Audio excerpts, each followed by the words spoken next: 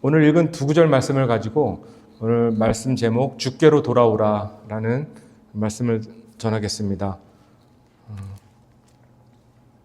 아담으로부터 시작해서 아담과 이브로 시작해서 이 두 명의 사람으로 시작한 우리 이 인류가 지금 셀 수 없이 많은 그 인류가 되어서 큰 세계를 이루고 있습니다. 문화가 다르고 또 언어가 다르고 또 관습이 다릅니다. 그리고 서로 믿는 것도 다 다릅니다. 그렇기 때문에 같은 사람으로 시작했지만 어떻게 이 세상이 이렇게 다양해지고 달라질 수 있는가, 좀 신기한 일이기도 하고 때로는 이런 것들이 두렵게 느껴질 때도 있습니다. 이 많은 다른 것 중에 저는 종교에 대해서 한번 생각을 해봤습니다. 우리 성도님들은 종교의 개수가 사람들이 믿는 종교의 개수가 총 몇 가지나 되는지 아시는지 모르겠습니다. 저도 정확히 모릅니다. 가장 많은 사람들이 가담되어 있는 종교는 이슬람교더라고요. 불교, 가톨릭, 또 힌두교, 기독교, 이 중에는 중국이 인구가 많다 보니까 그 한 부류에 중국 전통신앙이라는 것이 있더라고요. 그리고 정교회가 있습니다. 또 부족신앙이라는 것도 있습니다. 제가 이렇게 나열을 했는데 참 종교가 많죠. 이 외에도 너무 많은데 제가 지금 읽어드린 이 순서는 그 가담되어 있는 종교인들의 그 큰 순서대로 한번 말씀을 드렸어요. 이슬람교가 16억이나 됩니다. 불교는 15억, 가톨릭은 12억, 힌두교는 11억, 기독교는 아직도 나오질 않았는데 기독교는 6억 정도가 된다고 합니다. 생각보다 너무 적지요. 그리고 중국의 전통신앙들이 한 4억 정도 되고 정교회는 3억, 이런 부족신앙을 믿는 사람들은 3억, 또 아프리카 토속 그런 신앙을 믿는 사람들은 1억이 넘는다고 합니다. 이 외에도 사이비 종교부터 시작해서 신비 종교에 이르기까지 정말 셀 수 없는 종교가 있는 것을 저희는 알 수 있습니다. 항상 놀라지만 기독교의 수가 점점 줄고 있다는 것이 참 놀랍습니다. 이 모든 종교에 가담한 사람들의 수를 대략 제가 계산을 해보니까 71억이라는 인구가 나오는데 현재 지금 전 세계 인구가 81억 정도 됩니다. 그래서 어느 정도 분류가 좀 정확한 계산이었다라고 저는 생각이 듭니다. 노아나 아브라함이 살았던 시대에도 이랬을까?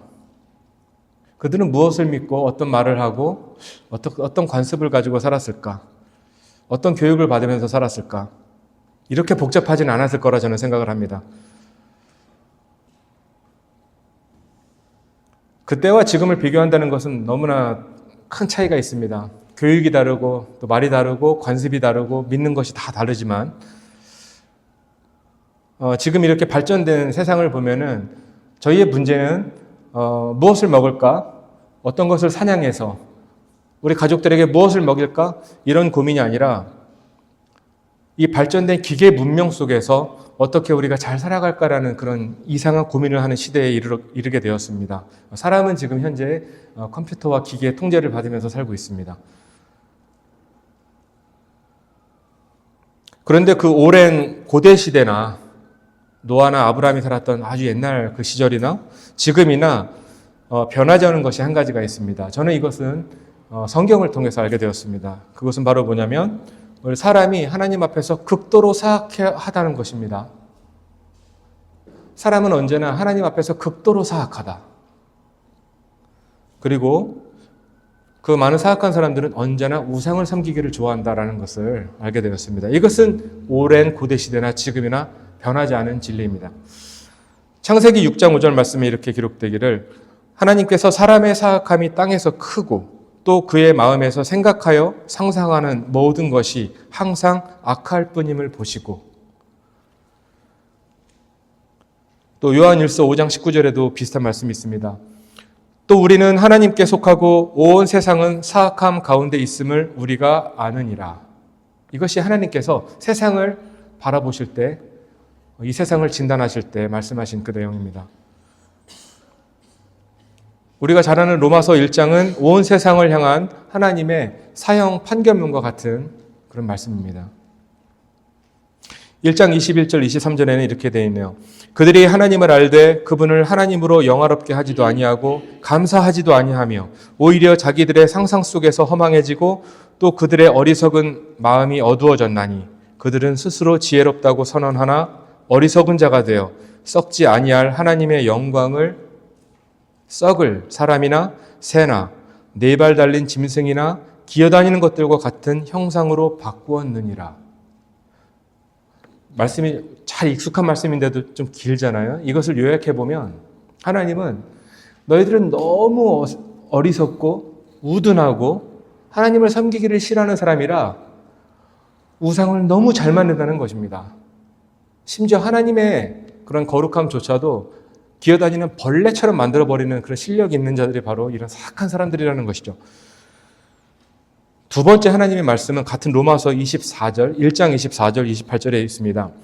그러므로 하나님께서도 그들 마음에 정욕에 내주사 그들이 자기들의 몸을 서로 욕되게 하셨으니 그 다음 구절에 이런 까닭에 하나님께서 그들을 수치스러운 애정에 내주셨으니 이는 심지어 그들의 여자들도 본래대로 쓸 것을 본성에 어긋나는 것으로 바꾸었기 때문이라. 남자들도 이와 같이 본래대로 여자 쓰기를 버리고 서로를 향해 욕정이 부릴 듯하여 남자가 더불어 보기 흉한 짓을 행함으로 자기 잘못에 합당한 보응을 자기 속에 받았느니라. 또 이런 말씀을 하셨어요. 사람에게 나타나는 이 발전된 인류에게 그런 나타나는 특징 중에 하나는 우상숭배를 넘어서 성적인 타락에 스스로를 내어주는 사람들의 모습입니다. 이것의 범위가 얼마나 크고 심각했냐면 심지어 사도 바울도 우리 그리스도인들에게 이 성적인 타락에 대해서 이 몸에 짓는 몸으로 행하는 몸에 짓는 이 정말 회복이 힘든 이런 범죄에 대해서도 경고를 많이 했습니다. 또 세 번째, 사람의 마음이 또 얼마나 타락했는지, 이번엔 몸이 아니라 우상 숭배가 아니라 이 사람의 내적인 마음이 얼마나 타락했는지를 하나님께서 기록을 하셨습니다. 그 로마서 후반부에 1장 후반부에 그들은 곧 모든 불의와 음행과 사악함과 탐욕과 악의로 가득하며 시기와 살인과 논쟁과 속임수와 적개심으로 가득하고 수근수근하고 뒤에서 헐뜯고 하나님을 미워하는 자요 업신 여기는 자, 교만한 자, 자랑하는 자, 악한 일들을 꾸미는 자, 부모에게 불순종하는 자, 지각이 없고 언약을 어기는 자, 본성에 애정이 없는 자요, 화해하기 어려운 자요, 긍휼이 없는 자라. 처음에 제가 종교에 대해서 한번 말씀을 드렸는데 종교가 무수히 많다고 말씀을 드렸습니다. 그런데 우리 성도님들은 그 모든 종교의 공통점이 뭔지 아십니까? 그것은 바로 종교는 사람이 만들어낸 창작물이라는 것입니다. 그래서 사람이 만든 종교 안에는 생명이 없습니다. 또 어떤 사람은 그 종교를 바꾸기도 합니다. 몇 년 동안은 이 종교에 있다가 바꾸기도 하고. 사람이 스스로 만든 신을 향해서 열심을 다하고 그 신을 향해 나아가는 것이 종교라면 하나님께서 주신 허락하신 이 기독교의 진리는 하나님께서 바로 우리 죄인들에게 오셨다는 것이 그 차이가 있는 것입니다. 요한일서 4장 10절에 이런 귀한 말씀이 있습니다. 우리가 하나님을 사랑하지 아니하였으나 그분께서 우리를 사랑하시고 자신의 아들을 보내사 우리의 죄들로 인한 화해 헌물로 삼으셨으니 여기에 사랑이 있느니라. 잘 생각해 보십시오. 저는 종교에 대한 말씀을 드리다가 이 말씀을 전해드리는 것입니다. 그 다음 요한일서 4장 19절에도 이런 말씀이 있습니다. 우리가 그분을 사랑함은 그분께서 먼저 우리를 사랑하셨기 때문이라. 우리 교회 성도님들께서 이 말씀 참 좋아하시는 거 제가 알고 있습니다.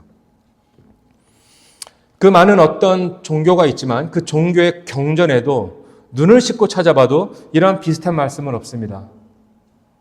그 신이, 그 교주가 죄인을 사랑해서 먼저 사랑하셔서 우리를 찾아오셨다는 그런 말씀은 비슷한 구절도 없습니다. 죄인을 사랑해서 그 죄인을 향하여 몸소 친히 가까이 오신 분은 오직 하나님 뿐이십니다. 오늘 본문 말씀으로 한번 다시 돌아가 보겠습니다. 55장 6절, 7절을 저희가 읽었는데 저희가 8절, 9절 말씀도 한번 보겠습니다. 이거 제가 한번 읽어보겠습니다. 내 생각들은 너희 생각들과 같지 아니하며 내 길들은 너희 길들과 같지 아니하니라. 주가 말하노라. 하늘들이 땅보다 높음 같이 내 길들은 너희 길들보다 높으며 내 생각들은 너희 생각들보다 높으니라. 아멘. 사람은 절대로 종교를 만들 필요도 없고 만들어서도 안 됩니다. 그 이유는 종교는 우상숭배의 다른 말과 같습니다. 그것이 아무리 지적으로 보이고 학구적으로 보이고 많은 사람들의 지지를 얻고 동의를 얻어도 그것이 종교라면 이것은 올바른 하나님을 섬기는 그런 방법이 되지 못합니다. 그래서 그것은 우상숭배와 같습니다. 하나님은 사람이 만든 종교 그 방식대로 사람들을 만나주지 않으십니다. 하나님은 사람이 만들어 오는 어떤 시설이라든지 어떤 물건 안에 가두어져 계실 수가 없는 분이십니다. 그래서 사람이 하나님을 만나고자 할 때는 오로지 한 방법밖에 없습니다. 하나님께서 우리에게 오시는 방법밖에 없습니다. 그래서 우리가 그분을 찾고 그렇게 그분을 만나는 방법이어야지 우리가 하나님이라는 것을 만들어 놓고 그 가운데로 불러다가 우리가 그분을 만나려고 한다는 것은 이건 하나님의 방법이 아닙니다. 제가 본문 말씀에 읽었던 55장 6절 말씀에 너희는 주를 만날 만한 때에 그분을 찾으라. 그분께서 가까이 계실 때에 그분을 부르라. 이것은 종교를 만들라는 것이 아닙니다. 이것은 너희가 원하는 신을 만들어서 한번 섬겨보라 라는 말씀이 아닙니다. 어미를 잃은 동물을 한번 생각해 보십시오. 그게 새이든 사자의 새끼든 그런 어떤 짐승이든 어미를 잃은 동물의 반응이 어떤가를 한번 연상해 보시기 바랍니다. 거의 비슷합니다. 동물들은 어미를 잃으면 한 가지 행동만 합니다. 자신을 구할 능력이나 자신의 생명을 유지할 능력이 없다는 것을 본능적으로 알기 때문에 두려워서 내가 잃어버린 어미를 찾기 위해서 죽을 힘을 다해서 어미를 부릅니다. 오직 사람만이 자신의 인생과 또 절박한 현실, 나에게 닥친 위험이나 그런 불안한 미래를 위해서 종교를 만듭니다. 그래서 노아 때에 하나님께서 그 어떤 생명체보다 사람을 만드신 것을 후회하시는 것이 바로 그 이유가 아니었나 저는 생각하게 되었습니다. 너희는 주를 만날 때에 그분을 찾으라. 그분께서 가까이 계실 때에 그분을 부르라. 오늘 본문 말씀입니다. 예레미야의 말씀은 조금 더 비슷한 말씀이 있습니다. 예레미야 29장 11절 13절 말씀입니다. 너희를 향해 내가 생각하는 생각을 내가 아노라. 그것은 평안을 주려는 생각이요 재앙을 주려는 생각이 아니니 곧 기대하던 결말을 너희에게 주려는 것이라. 주가 말하노라. 그때에는 너희는 나를 부르고 가서 내게 기도하리니 내가 너희 말에 귀를 기울이리라. 또 너희가 너희 마음을 다하여 나를 찾으면 나를 찾고 나를 만나리라. 사람은 종교를 만들 필요가 없습니다. 주님을 또 하나님을 찾지 않는 것이 그 이유가 되는 것이지 하나님이 없다 해서 우리가 종교를 만들고 우리가 섬기는 하나님이 아닌 그 다른 신들을 만들 이유가 전혀 없다는 것입니다. 본문 말씀으로는 이사야를 읽었고 제가 비슷한 예레미야 말씀을 읽었는데 이사야와 이 예레미야는 우리 이스라엘이 이 바벨론의 침공을 받아서 정말 멸망을 당하기 몇 년 전에 우리 이스라엘에서 사역했던 하나님께서 부르신 선지자들입니다. 주 앞에 죄를 회개하고 또 주 앞에 우리의 생각을 바꾸고 그 뜻을 돌이켜서 하나님 앞에 무릎 꿇기를 바라는 이 두 선지자의 그런 내용들이 지금 본문 말씀과 예레미야의 말씀입니다.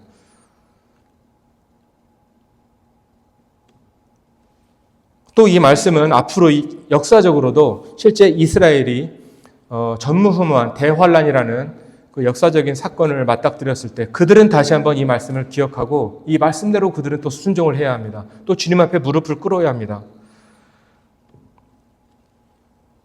또 한편으로는 이 말씀은 모든 죄인들에게 적용됩니다.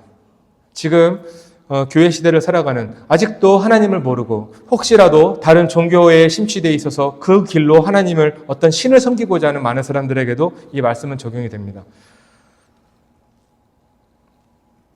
55장 1절, 2절 말씀을 한번 보시겠습니다. 이러한 죄인들에게 하나님의 구원의 역사가 또 긍휼의 역사가 어떻게 이미 펼쳐졌는지 한번 저희가 눈으로 보기를 원합니다. 1장 1절, 2절 말씀입니다. 55장. 오호, 목마른 모든 자들아, 너희는 물로 나오라. 돈 없는 자도 오라. 너희는 와서 사 먹되 참으로 와서 돈도 내지 말고 값도 치르지 말며 포도즙과 젖을 사라. 너희가 어찌하여 빵이 아닌 것을 위해 돈을 허비하느냐? 또 배부르게 하지 못할 것을 위해 수고하느냐? 내 말에 부지런히 귀를 기울이라. 또 너희는 좋은 것을 먹고 너희 혼으로 하여금 스스로 기름진 것을 기뻐하게 할지어다. 아멘. 이것을 에베소서에서는 조금 더 아름다운 표현으로 이렇게 기록하고 있습니다. 2장 14절과 16절에 그분은 우리의 화평이시라. 그분께서 둘을 하나로 만드사 우리 사이에 중간 분리벽을 허무셨다고 이렇게 하셨습니다. 또 십자가로 그 원수되게 하는 것을 죽이사 친히 십자가로 이 둘을 한 몸으로 하나님과 화해하게 하려 하심이라. 아멘. 하나님께서 우리 사람들과 화해하고 연합하는 그런 친밀함을 회복하는 방법은 오로지 하나님의 방법뿐이어야만 합니다. 하나님께서 우리에게 먼저 오시고 우리를 사랑하신 하나님 앞에 우리가 그분께 나아가는 그 방법 외에는 주님을 만날 길이 없습니다. 지금 말씀 읽은 대로 죄인을 향한 하나님의 용서와 초청은 모두 완성되었습니다. 목마른 모든 자들아, 너희는 물로 나오라. 돈 없는 자도 오라. 너희는 와서 사 먹되 참으로 와서 돈도 내지 말고 값도 치르지 말며 포도즙과 젖을 사라.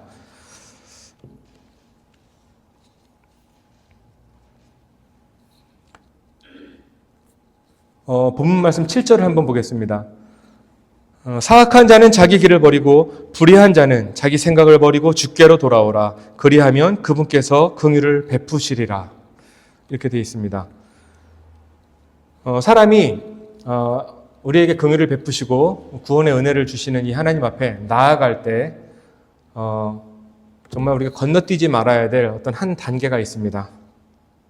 그것은 바로 내가 죄인이라는 사실뿐만 아니라 내가 지은 죄들이 많다라는 것을 주님 앞에 인정해야 합니다.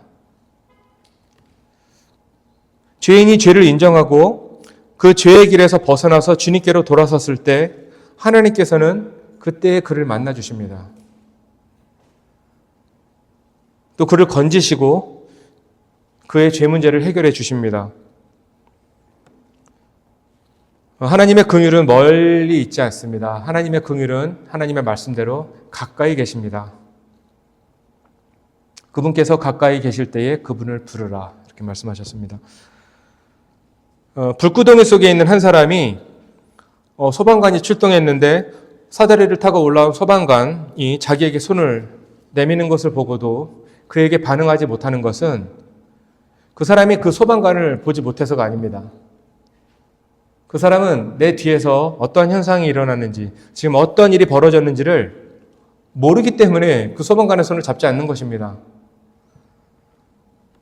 내 몸이 불에 타버려서 내가 죽을지도 모른다는 것을 자기는 모르고 있는 것입니다.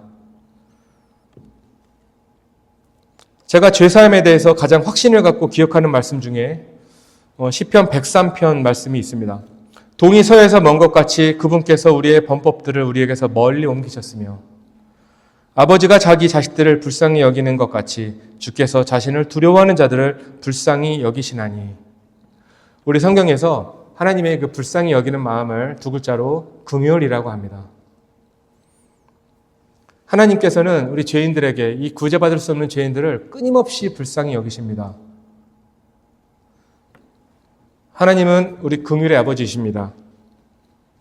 그 어떤 종교에도, 저는 모든 종교들을 경험한 적은 없지만 그 어떤 종교에도 저는 긍휼을, 하나님의 긍휼과 같은 긍휼을 기록하고 그것을 가르치고 그것을 말하는 종교는 저는 들어보질 못했습니다.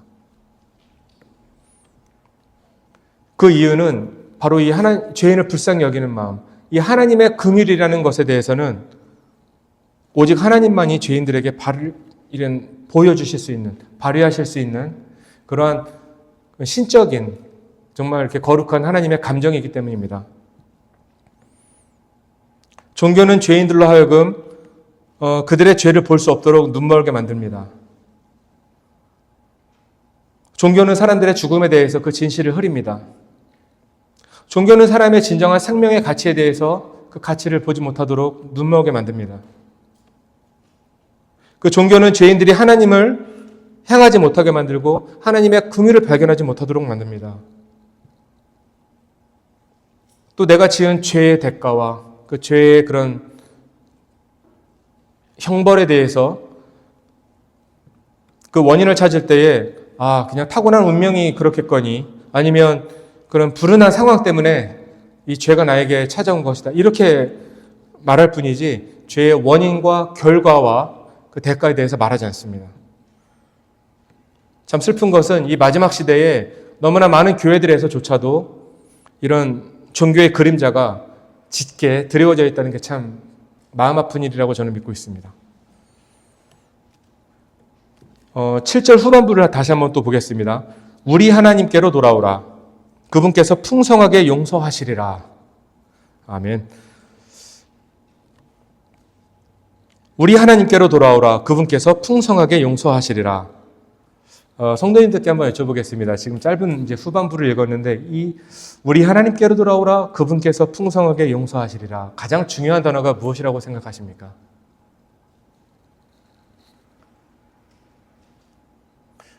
저는 그분께서라는 단어를 생각해보게 됐습니다. 물론 풍성하다는 단어도 좋고 용서하신다는 말도 정말 중요한 말입니다. 저는 그분께서라는 말을 좀 더 깊이 생각해보게 되었습니다. 긍휼의 문제뿐만 아니라 용서의 주체는 우리 하나님이십니다. 사람이 행한 모든 죄들은 그것이 거짓말이든 또 폭행이든 어떤 돈과 관련된 사기에 대한 문제든 어떠한 잘못이라 할지라도 그 죄가 누구에게 행해졌는가와 상관없이 이 세상에서 짓는 모든 죄들은 하나님 앞에 짓는 것입니다. 어느 부부가 부부싸움을 하다가 때렸어요. 난리가 났습니다. 잘못했죠. 배우자에게 정말 큰 잘못을 한 것입니다. 그렇지만 그 죄의 궁극적인 잘못은 하나님께 저질러졌다는 것입니다. 내가 누구에게 피해를 주었습니다. 누구의 감정을 상하게 했습니다. 하나님께서 하지 말라는 기쁘지 않은 일을 내가 함으로써 내가 죄를 지었습니다. 모든 죄의 근본은 하나님 앞에 지어진다는 것을 저희가 기억하시기를 부탁드리겠습니다. 그래서 제가 말씀드린 대로 우리 하나님께로 돌아오라. 그분께서 풍성하게 용서하시리라. 많은 죄인들이 하나님께 돌아가지 않는 이유는 내가 지은 죄를 내가 충분히 해결할 수 있고 법적이거나 어떤 금전적인 문제로 해결할 수 있기 때문에 아직 하나님께까지는 큰 죄가 되지 않는다고 생각하는 것 같습니다.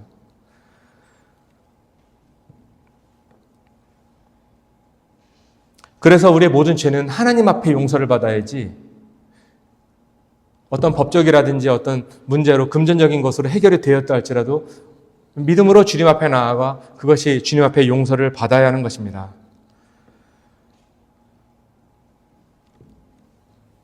어떤 사람이 흉악한 죄를 짓고 20년형을 받았습니다.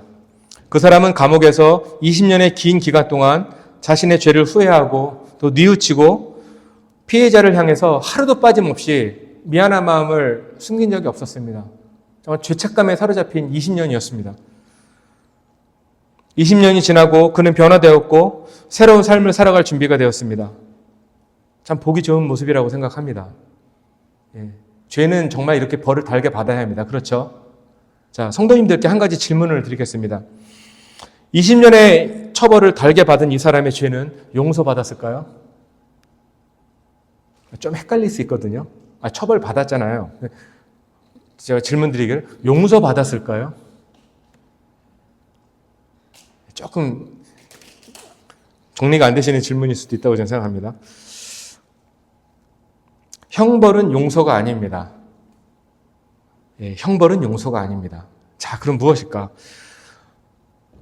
용서라는 것은 죄 자체의 흔적을 지우는 것입니다. 오늘 말씀을 잘 기억하시면서 한번 들어보십시오. 처벌은 마땅히 받아야 하는 것입니다. 처벌을 받았다고 용서가 이루어지는 것이 아니라 그러면 우리 형제님은 얘기하기를 처벌 따로 용서 따르라는 것입니까? 정말 그렇습니다. 우리의 죄가 해결될 때 하나님께서는 정말 이 두 가지 절차를 다 집행하셨습니다. 첫 번째, 우리 저와 성도님들의 죄는 정말 형벌을 통해서, 처벌을 통해서 정말 받았습니다. 우리 예수님을 만나고 거듭난 시점은 다 다르시겠지만 형벌은 똑같은 형벌이 내려진 것입니다. 2000년 전에 십자가에서 달려 죽으신 예수님께서 받은 똑같은 수위의 형벌을 저와 우리 자매님들과 형제님들 다 받으신 겁니다. 그때 있지 않았을지라도 우리는 믿음으로 그것을 고백하는 즉시 우리가 예수님과 함께 그 처벌에 그런 자리에 있게 된 것과 다름이 없는 것입니다. 모든 처벌은 예수 그리스도께 전부 쏟아졌습니다. 그럼 용서는 어떻게 된 것입니까? 용서에 대해서 제가 또 자세히 말씀을 드리겠습니다. 용서는 죄 자체를 지워버리는 것이라고 했습니다. 흔적 자체가 없어지는 것입니다.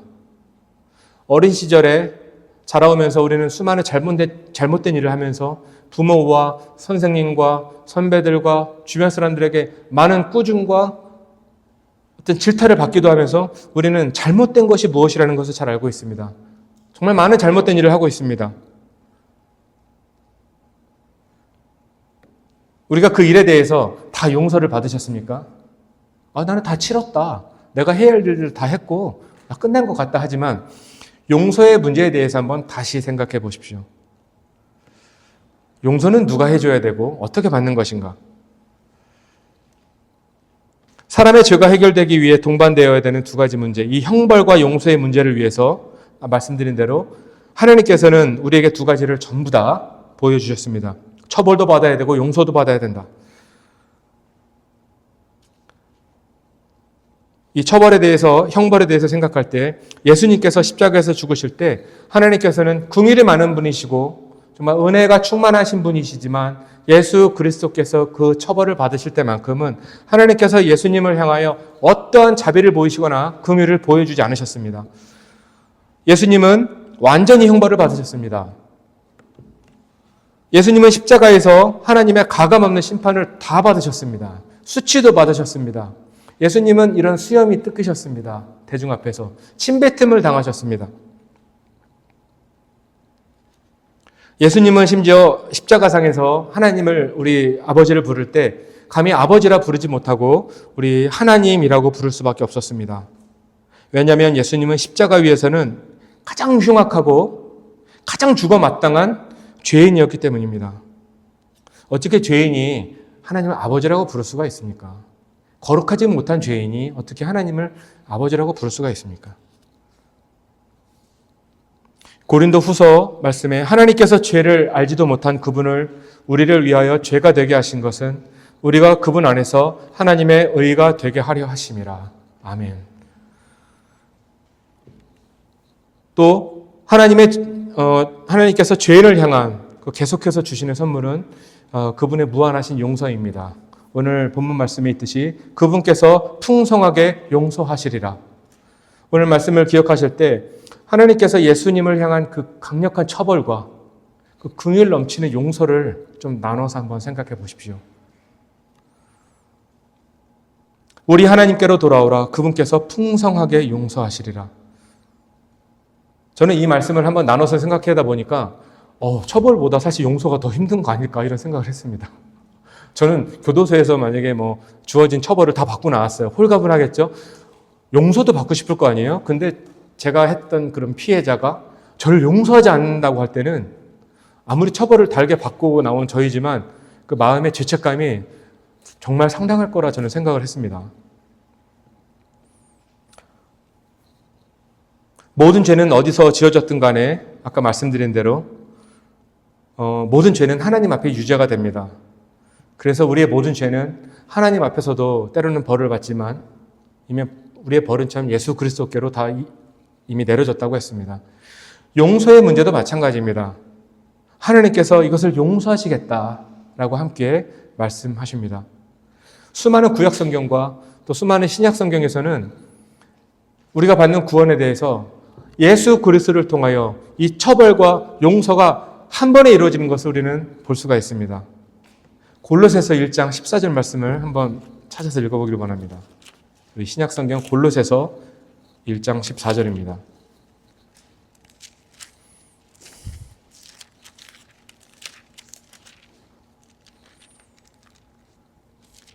네, 함께 읽도록 하겠습니다. 시작. 그분 안에서 우리가 그분의 피를 통해 구속, 곧 죄들의 용서를 받았도다. 아멘. 용서는 하나님께서 우리를 단순히 동정하시거나 우리를 위로하시는 말씀이 아닙니다. 용서는 어떤 사실에 입각해서 우리의 죄가 사라졌다는 것을 선언하는 것입니다. 우리 자녀들 부모님께 때로는 좀 꾸중을 들을 때 이것을 구분해서 이제 꾸중을 들으시면 좋겠습니다. 분명히 나는 이 잘못에 대한 대가를 받았는데 지금 엄마와 아버지가 날 용서하셨나? 여기까지 사실은 생각을 하셔야 돼요. 그리고 우리 부모님들도 마찬가지로 자녀를 대할 때에 또 우리 친구와 그 누구를 대할 때에도 잘못을 해결할 때 용서의 단계에 대해서도 한번 깊이 생각해 보시기를 바랍니다. 정말 이 속박에서의 자유는 용서까지 이루어져야지 그것이 충분한 자유가 아닌가 저는 믿습니다. 하나님께서 우리를 처벌하셨지만 용서하지 않으셨을 때 우리의 죄에 대한 속박이 이게 풀어질까요? 해결이 되겠습니까? 다시 본문 말씀 6절로 올라가도록 하겠습니다. 55장 6절에 너희는 주를 만날 때에 그분을 찾으라. 만날 만한 때에 그분을 찾으라. 그분께서 가까이 계실 때에 그분을 부르라. 제가 끝으로 드리고 싶은 말씀은 하나님의 긍휼과 이 풍성한 이 용서는 오직 이 땅에서 제한적인 시간 동안만 그 효력을 발생합니다. 하나님의 용서는 영원하고 하나님의 긍휼은 정말 영원합니다만은 우리가 하늘에 올라가서 주님과 함께 있을 때에도 주님께서 우리를 계속 용서하시거나 풍성한 용서를 베푸시는 그런 하나님으로 계시진 않습니다. 우리가 주와 함께 있을 때는 완전한 하늘에서 우리가 있게 되는 것이기 때문에 더 이상 하나님께 용서를 구하는 그런 것이 아닙니다. 오로지 이 땅에서 불의한 자들이 예수 그리스도를 만나기 전까지 정말 참된 용서와 하나님의 은혜를 맛보시지 못한 많은 죄인들이 정말 이 은혜를 맛보기를 원합니다. 우리가 이것을 전하기를 원합니다. 너희는 주를 만날 때에 그분을 찾으라. 그분께서 가까이 계실 때에 그분을 부르라. 어느 때가 있다는 것입니다.